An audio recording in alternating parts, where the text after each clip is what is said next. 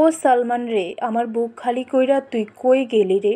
আমার বুকে ফিরে আয় রে বাবা।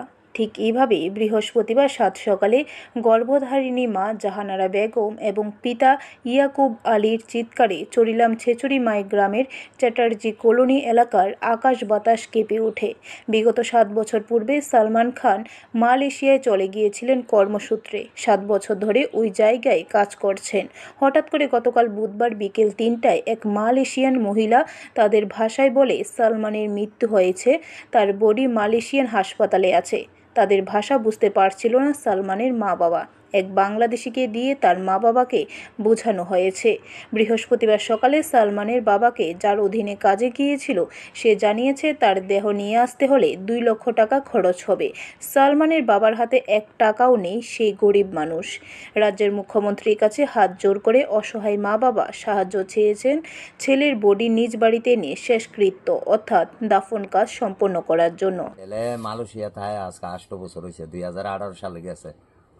কোম্পানির ভিতরে কাজ করে। আমরা লোক তো ফোনে যোগাযোগ হয়েছে, আজকে 15 দিন ধরে যোগাযোগ নাই।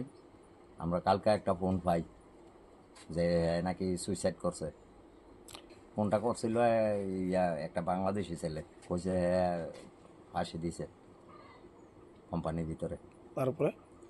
তারপরে আমরা যোগাযোগ করছি, এরপরে করলো এরকম এরকম। এরপরে আবার একটা থানার থেকে একটা কাগজ আইছে আমার কাছে, এটা মালয়েশিয়া থানার থেকে।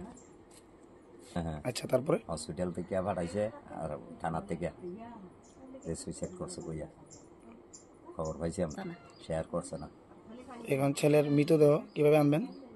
তো আমরা কাছে টাকা পয়সা নাই, আমরা তো খুব অভাবের সংসার, গাড়ি চালাই ভাত খাই। হ্যাঁ, বেশি টাকা পয়সা পাঠাইছে না। আমরা মুখ্যমন্ত্রীর কাছে আবেদন, আমরা যাতে আমার ছেলেটারও যাতে শেষ দেখাটা দেখতে পারি। ব্যুরো রিপোর্ট, খবর ত্রিপুরা।